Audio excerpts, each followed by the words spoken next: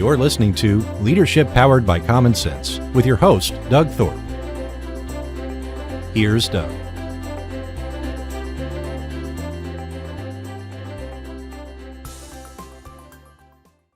Welcome, everyone. You're listening in another episode of Leadership Powered by Common Sense. I'm your host, Doug Thorpe. This is where we try to take complex things of the business world and break them down to simple understanding.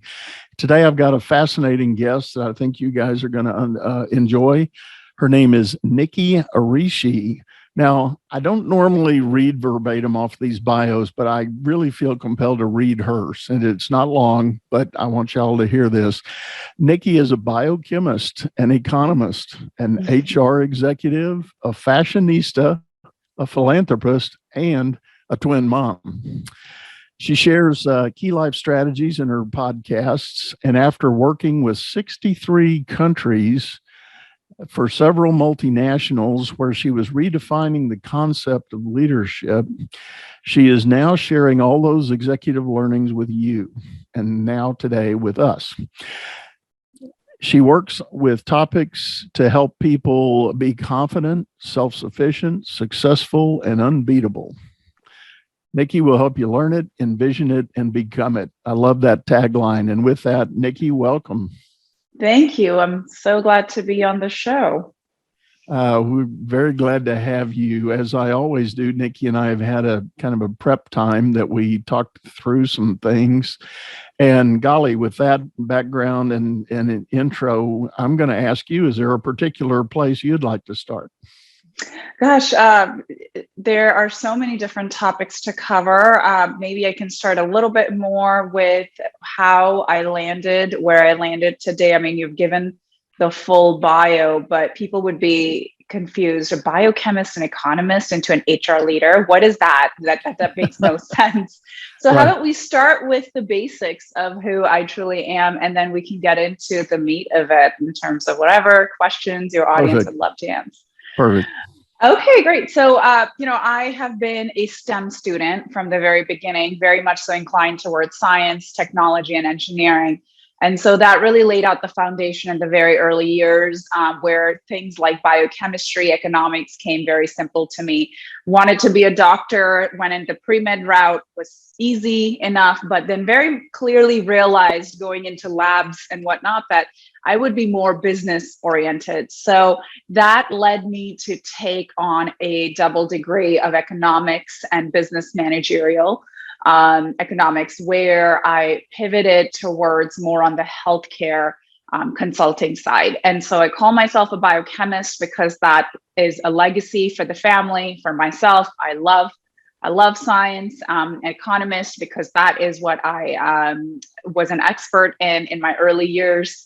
And then very much so loved being international, culturally oriented, being more of a global persona rather than a local, focused on the United States topics. So it took me abroad in working with several different multinationals when I started to pivot more into healthcare, taking the background I had in my early years of education, and then starting consulting within the healthcare field, and moving into HR when I realized I loved people and working with people. So there was a journey, and at every point there was a new learning and a pivot towards a new career.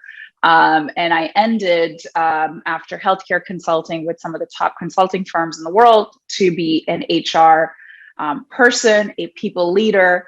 And most recently, I was with Square here in California until I became a twin mom.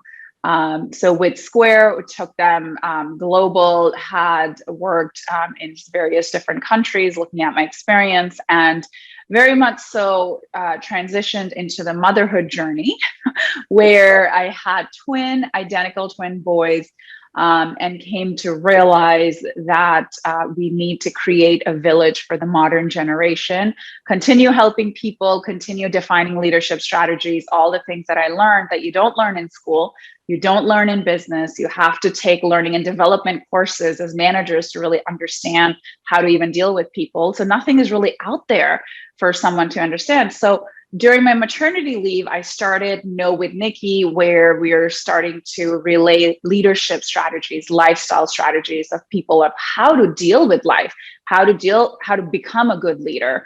Things that are not taught, things are not taught even in early on in your career, and you're promoted to manager, and then you have all these set of responsibilities.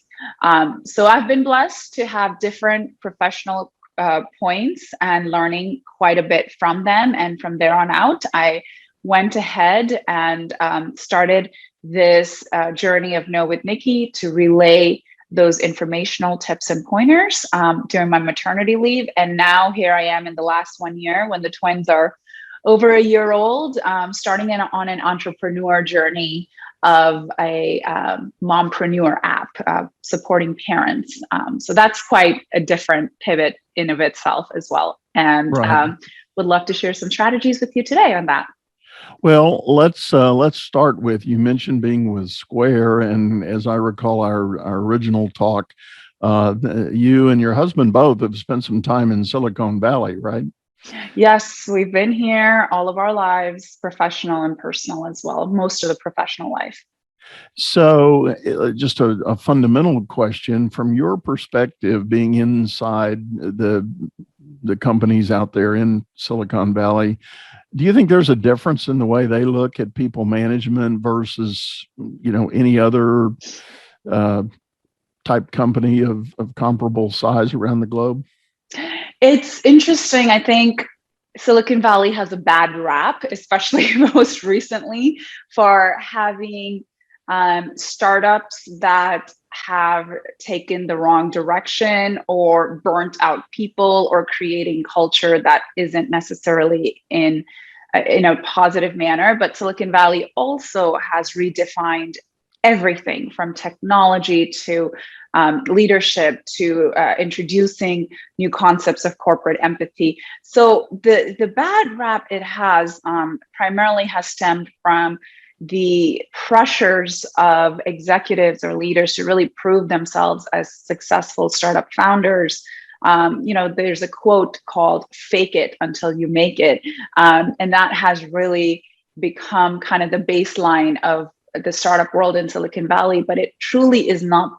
It's not that. If you look at it from the right perspective, it's faith, faith, faith it until you make it, and that's what the leaders believe, and that's what they're trying to showcase in having a fast-driven culture within the startup world. So I think primarily in the big cities, the culture is different compared to the rest of the world. But as a leader of technology, of all the new ideas and innovative culture out there, Silicon Valley stands in the top 3. If not, it is the number 1. So as a result of being that leader, most certainly it is different than most of the cities I've worked with or countries I've worked with, where it's redefining a lot of the concepts, including leadership and corporate culture.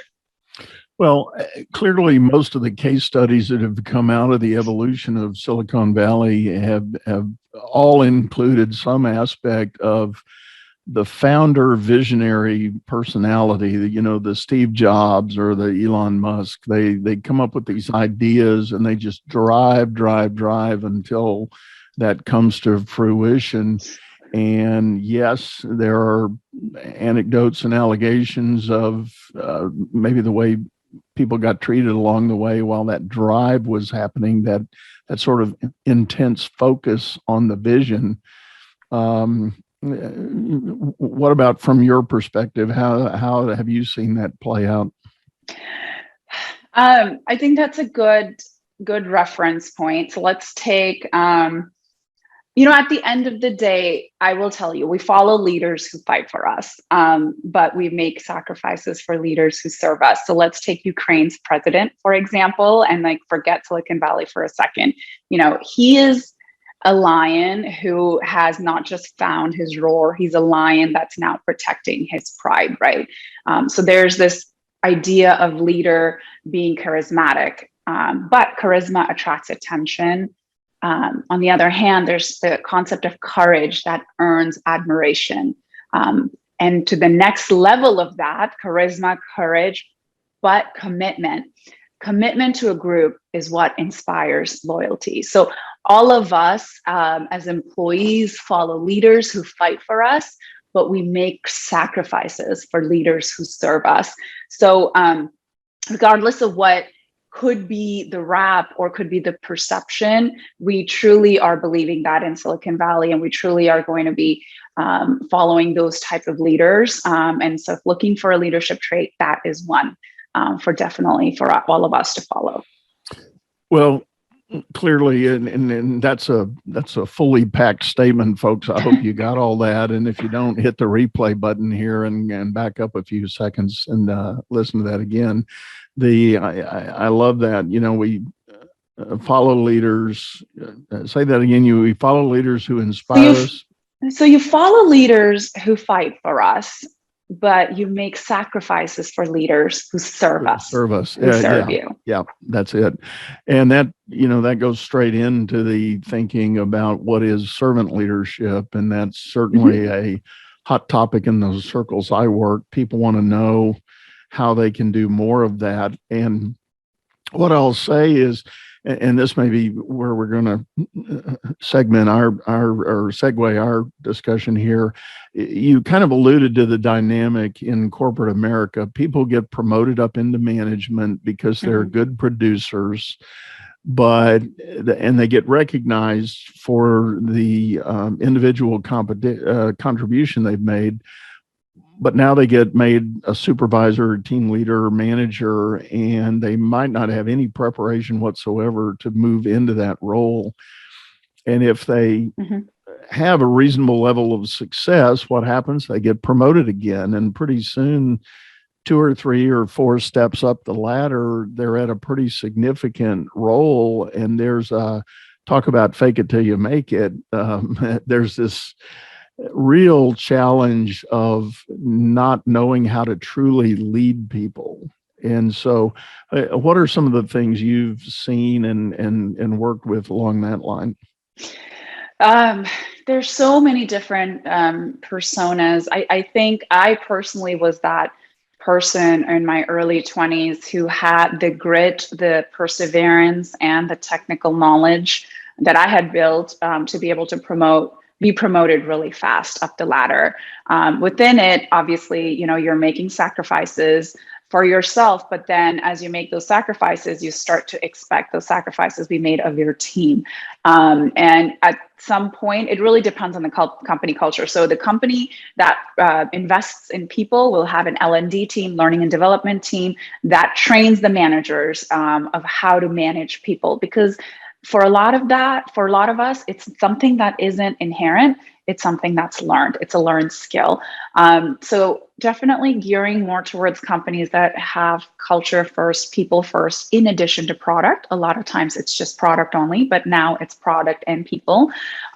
We'll have certain values that would promote certain benefits and perks per se in order to have a better manager to be made of yourself as you climb up the ladder. And so let's talk about different types of leaders, right? So let's talk about the ones that perhaps have made it up to the top and haven't realized the gap that they have because they haven't been trained right? So there are leaders who refuse to hear criticism. They choose not to learn. And the higher you climb, the more people on your team will hesitate to challenge you. Silencing dissent is a step towards becoming, quote unquote, a dictator. So a culture of voice begins with admitting gaps in your knowledge as a leader and rewarding those who speak up. On the other side, I've also noticed that sometimes the person who talks the most is most likely to also become the leader. And data dictates that regardless of intelligence and expertise, groups elevate those who command the most airtime. So as a company, perhaps it's time to stop rewarding people for dominating the discussion and start valuing quality over quantity. And then I'll talk about another persona. I have so many of them, right? But one last one we can talk about is as a leader or as an employee, if you love your job, your team is people actually will be willing to ask you to do the extra work unpaid, even if it's demeaning or if it's not part of your role. They'll ask you to sacrifice sleep and family time. So for managers, it's time to stop asking or stop taking advantage of this enthusiasm. So end the passion tax, quote unquote. And so there's a lot to learn as a manager or a leader, and there's so many different personas that you can come out with, and learning, developing, and being the right leader and investing in yourself to understand what right leadership skills, it's a must as a manager.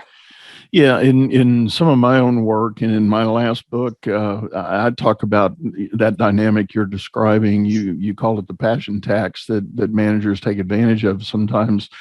The way I describe it, it's something I call discretionary effort, that all employees show up for work with essentially two levels of effort. The first level is the baseline, the effort it's going to take to do okay with their work and keep their job, stay out of trouble, stay out of any remediation type effort, but just get the work done. But then there's the second level is the discretionary effort, that sort of volunteer effort. I'll go above and beyond. We think about it in terms of giving the 110%, or, there's other words for it that are used. And when you study various organizations, and one of the most popular and I think most significant studies of recent time was the Project Aristotle that Google did when they examined their high-performing teams. And they determined this thing called psychological safety that's now become a big business buzzword, to describe that when teams have a spirit of trust, people are more likely to dip into that discretionary effort and produce it voluntarily. Like you said, really, I think it ties into making the sacrifice for the boss that serves them. Yes. And dipping into that second gear on a regular basis is a sacrifice. It does take extra effort. It does take constant motivation to do that. But again, if the environment's right and the boss is treating everyone properly, people are willing to do that. Yeah, so further the passion, but don't tax the passion, right? That's kind of the way to go about it. So if you look at the grid of the psychological safety part that you're talking about, you want your team more so towards on the top right corner, which is collaborative. You don't want them in, not learning space, or in the fear space, or in, honestly, even the cooperation space. If you can see kind of where my hands are on the grid, because cooperation is what a lot of times people think is the right way to go about it. But where you really want to be is like the top right, which is like collaboration, where you are coming in, you're giving in your best. As a manager, you're presenting a collaborative working environment and creating a psychological safety environment for everyone to do their best work, but not necessarily feel like they're being taxed for their passion. So let's talk maybe as an example for everyone to understand, right? I'm so into examples and actual specifics instead of generality, right? So for example, Belgium is giving people the right to do their 38 hours in a 4-day work week and then disconnect after work. So it perhaps shouldn't have taken laws to get a say in when you work and when you unplug. Having other priorities doesn't make you disloyal as an employee. Doing good work doesn't require work to come first. So it's important to realize that. And when you start to balance that, you start to create a more psychologically safe environment for your team to do their best work. I like that. And Nikki, I think we're up on a break point here. We're going to take a short intermission and we'll be right back after this message. This program is being brought to you by Headway Exec, leadership coaching and business advisory services. Visit us on the web at headwayexec.com. Now, enjoy the rest of this episode. All right, everyone, we're back. And again, today I am talking with Miss Nicky Rishi. She has a fabulous dossier of experience, and we've had a great discussion about some of the practical aspects of leadership. And before the break, we were talking about the notion of leaders creating an environment where employees are sort of voluntarily giving extra effort and moving into things. I want to stay on that theme just another minute, Nikki, if we can. What I'd like to ask you about, there's clearly been a lot of discussion, and some of the larger, perhaps even publicly traded companies are struggling with the right answer on how to bring people back to work after the pandemic. Let me just quickly preface by saying a lot of the work I've done with my clients, they are still struggling, and most of them are opting for some form of hybrid. But you were mentioning the example in Belgium where people are, the predominant approach now is to get 38 hours in a 4-day week and then unplug. And I think that does demonstrate a whole lot of faith and trust in your workforce to do so. The common element I've seen come out of the pandemic is people have fundamentally lost their boundaries. What do I mean by that? Pre-pandemic, the majority of the workforce got up in the morning, took care of family, got in the car and went to work. And there was this sort of natural break point between home and work. And then at the end of the day, you packed everything up and you got back on transportation and you went home. So there was another break point. You kind of segmented the work and family. But during the pandemic, working at home, it's, stumble over to the laptop, turn it on, get busy, work a while, take care of the kids, come back, do some more work, back and forth all day long until you realize it's 8:00 and you haven't turned off the computer yet. And this all just kind of melded together. Mm-hmm. So now with companies trying to go so far as to mandate a return to the office, people are pushing back on that pretty intensely. So what's your take on that scenario? And rightly so, now we are seeing Gen Z come into the workplace, and for them, it's not just about compensation. It's not just about even benefits and perks. Believe it or not, it's about values. It's about what furthers their interests and passion. We talked a lot, I remember, about millennials changing the way and the name of the game, the nature of the game. And so it started kind of with Gen X focusing on compensation and really giving it, everything they have, to millennials focusing on benefits and perks in addition to compensation, to now Gen Z really asking for lifestyle changes, right? Like what suits my lifestyle, what suits my passion. And so we've got to look at forward. There is the great resignation trend that came up during the pandemic, and people have choices, people have options of where they can not just achieve the concept of work-life balance, which actually is antiquated, it's outdated, because the new term now is work-life harmony. How are you harmonious with having both a professional and a personal life? And so, it's never kind of like you stop and you have boundaries. Now it's kind of like, how do you create more of a harmonious environment? And so very much so, some of the folks that have figured out that they don't need to spend 60 minutes commuting, and instead they can actually be more productive within their home environment and have and take walking meetings, be more present with teams, remote teams all over the world, be more efficient. Why not? Why not look towards the future trends of a newer generation coming in and demanding more of a lifestyle change? So I'm all for it. I'm also for explore the concept of camaraderie, which very much so comes from a collaborative in-person environment time to time, which is why this concept of hybrid work environment is being encouraged rather than taking drawing a line in the sand about you have to either work from home or you have to be in the office.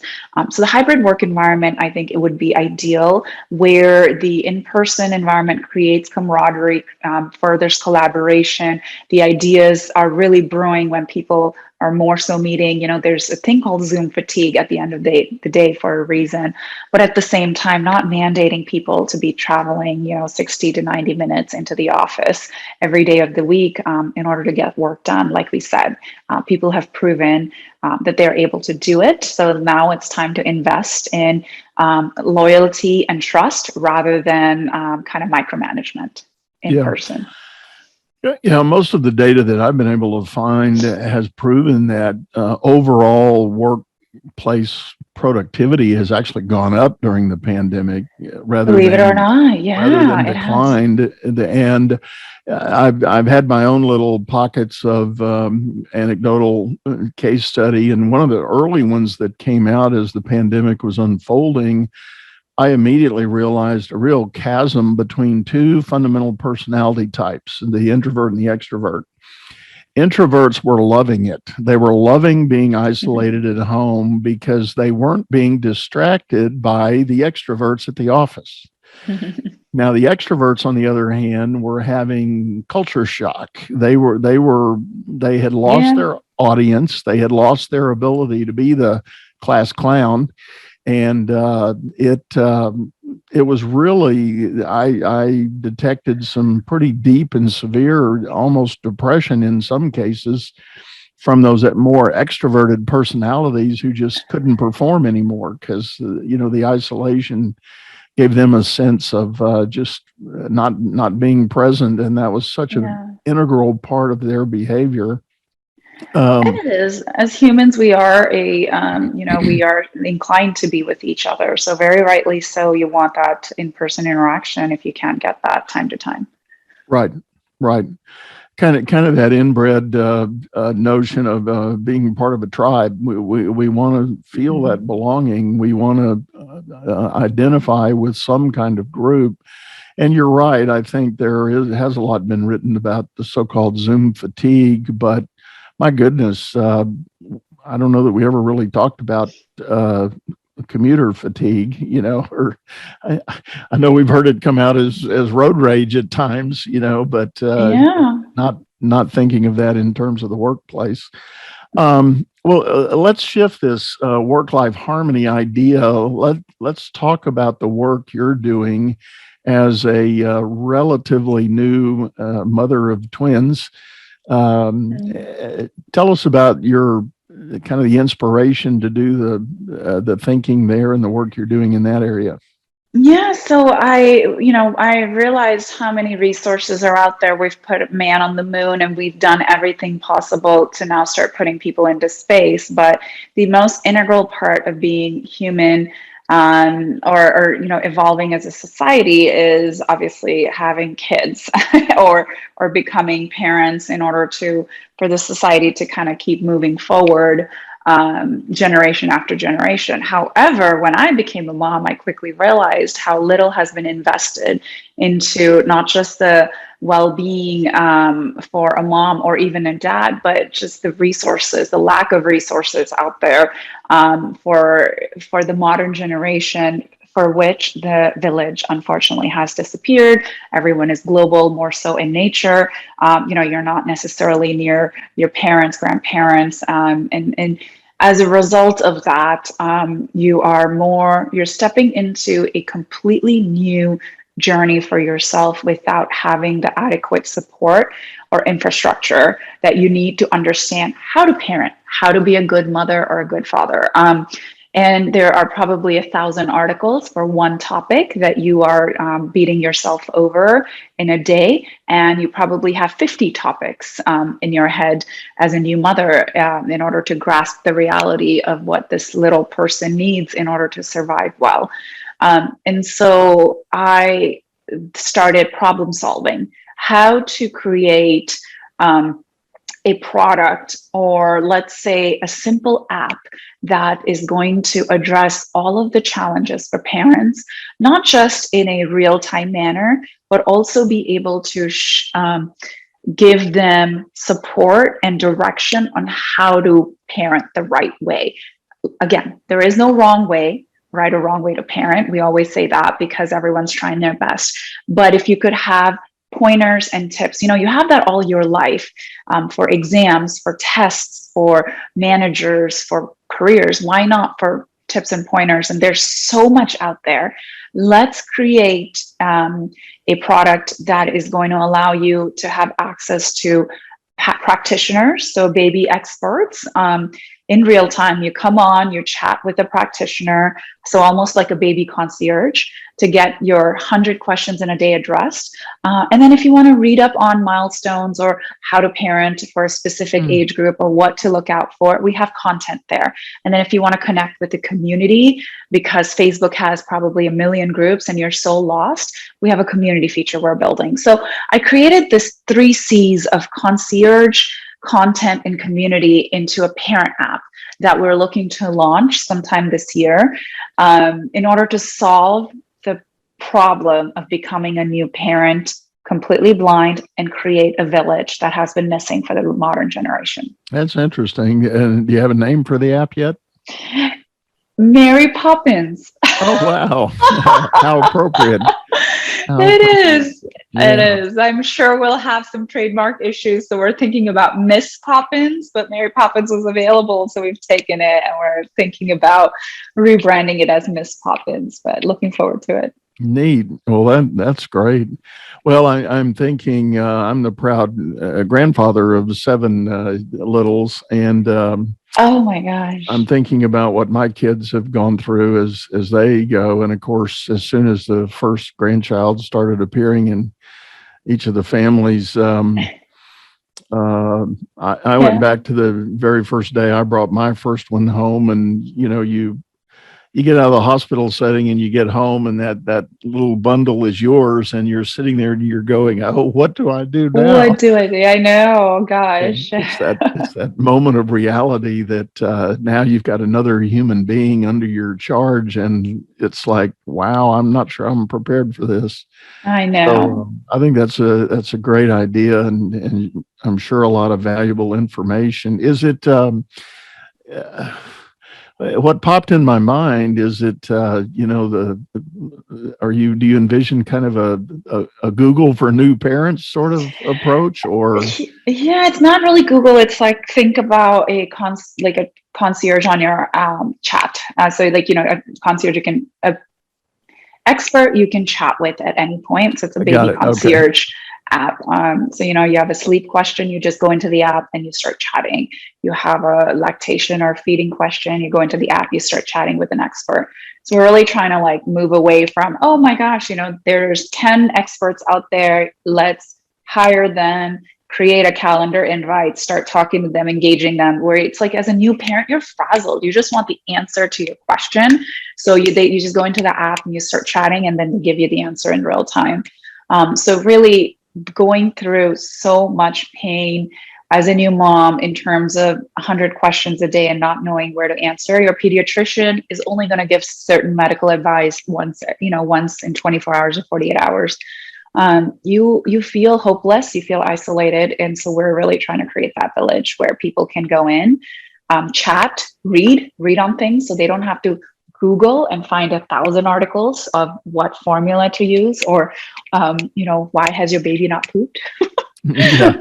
And so we really are trying to address all of the things at your fingertips. Oh, that's great. That's great.